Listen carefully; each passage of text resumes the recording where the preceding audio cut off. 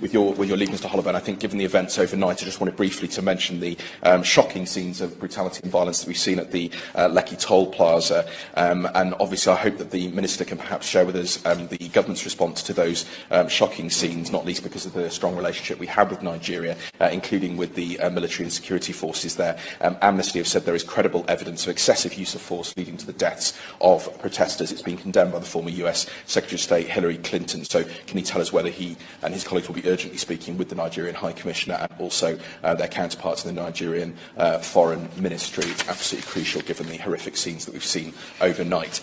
With your leave, Mr. Holloway, I think given the events overnight, I just wanted briefly to mention the shocking scenes of brutality and violence that we've seen at the Lekki toll plaza. And obviously I hope that the Minister can perhaps share with us the government's response to those shocking scenes, not least because of the strong relationship we have with Nigeria, including with the military and security forces there. Amnesty have said there is credible evidence of excessive use of force leading to the deaths of protesters. It's been condemned by the former US Secretary of State Hillary Clinton. So can he tell us whether he and his colleagues will be urgently speaking with the Nigerian High Commissioner and also their counterparts in the Nigerian Foreign Ministry? It's absolutely crucial given the horrific scenes that we've seen overnight.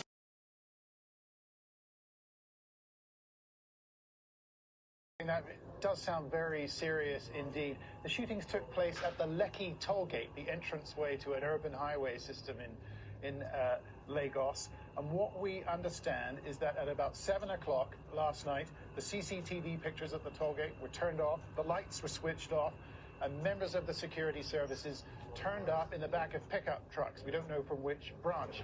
They went there because the Lekki tollgate has become a real focus of these protests over the last 2 weeks in Nigeria.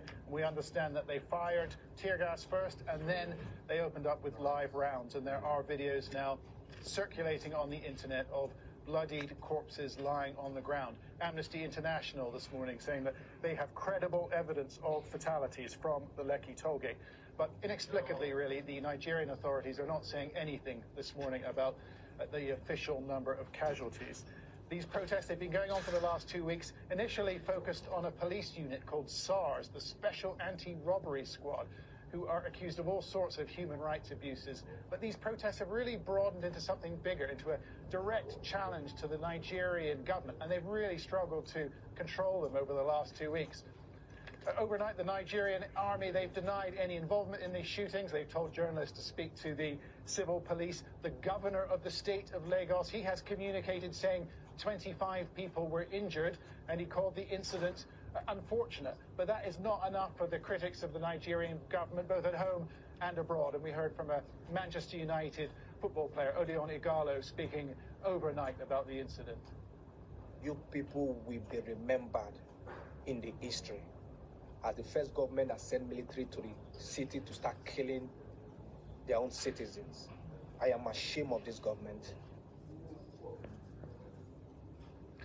I think the risk for the Nigerian government here is that this shooting, this incident, which they don't seem to want to talk about this morning, intensifies, it supercharges these protests that a lot of people are now comparing to a colour revolution. Okay, John, Benai, thank you. Give it an eye. It's with a heavy heart and a deep sense of concern about the ongoing violence, chaos, and unrest in many parts of Nigeria that I make this appeal to the government and people of our dear country, Nigeria, to eschew violence and embrace peace and dialogue in finding solutions to the challenges we face as a country. I particularly appeal to President Muhammadu Buhari in his capacities as President of Nigeria, Commander-in-Chief of the Armed Forces, and as a parent of youth like the ones who have in the last week or so come out in peaceful protest against police brutality and for improvement in their lives and their living conditions, to restrain the military and other security agencies from using brute force as a way of ending the crisis. The shooting and murder of unarmed protesters no matter the level of provocation, has never been effective in suppressing public anger and frustration. Instead, such actions only reinforce the anger and frustration of the populace and close the window of dialogue and peaceful resolution. It is clear that Mr. President and his lieutenants did not exhaust the opportunities for dialogue with the protesters before resorting to use of force. It is worse that there is denial of wrongdoing in spite of overwhelming visual evidence. Great harm has now been done, but it can be stopped before it completely spirals out of control. We are at a critical moment in this crisis, and Mr. President must act now before it is too late. This time demands leadership and mature leadership as such.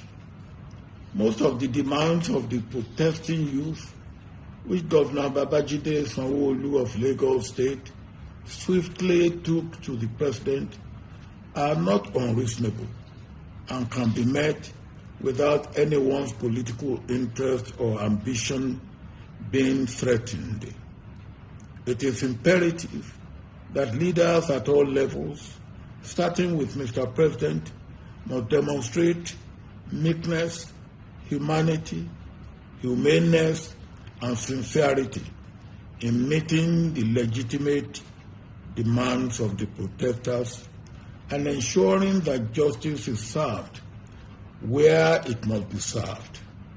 These are the most potent ways of ending this crisis now. The youth too, I will want you to give peace a chance while making your legitimate demands. You must be mindful of miscreants who will infiltrate your ranks and give the protests a bad name, only so that trigger-happy forces will kill you. The destruction and looting of public and private properties will only hurt all of us and set us back. The targeting of individuals and groups for attacks and reprisal attacks will only further widen our divisions, escalate the crisis, and threaten our fragile unity. This is yet another moment when our nation is on the edge of a cliff. Our individual and collective actions now and in the next few days will determine where we will go as a nation. May God help us in taking the right steps in the right directions.